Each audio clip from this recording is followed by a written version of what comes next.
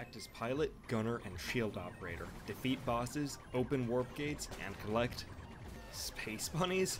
If that premise sounds ridiculous to you, it's because it is, but the co-op gameplay that surrounds it holds up pretty well. Teaming up with a partner on the couch, since there's no online play in this game, or teaming up with a trusty animal AI friend responding to commands, the core gameplay of Lovers in a Dangerous Spacetime has players rush into different rooms of their circular 2D ship, each one allowing control over a different part of the ship. The default ship includes 4 turret rooms, a station for you to rotate your shield around the ship, a slowly recharging and easily forgettable super weapon, a map, and a pilot seat. Only being able to use 2 of these devices at once forces players to think strategically. Each player needs to constantly look out for where they can best be used. When playing by oneself, the player has the ability to control which room their companion stations itself in by bringing up a selection wheel and slowing the action with the press of a button.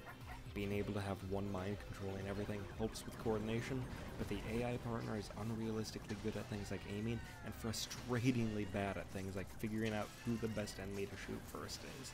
Lovers in a Dangerous Spacetime took me fewer than 6 hours to complete, but the individual levels take so long and the core gameplay gets so repetitive that I found myself rushing to the exit of each level the moment it opened. This could be fixed if there was a way to save the game midway through a level in order to take a break, but that feature is absent here. Another major gripe I have with the core gameplay comes from the need to constantly move the ship in order to complete most levels. I found this led to one player having the singular job of steering the ship, while the other player takes control of all of the other aspects of that ship. Lovers is actually at its best during sections that didn't require piloting the ship. Unfortunately, those moments are few and far between. Some saving grace for the core gameplay comes from unlockable ships, which makes up room placement, the number of guns, terrain damage, and how you steer the ship. It takes an incredibly long time to unlock any of these ships though, and by the time I unlocked the first one, I was 3/4 of the way through the game.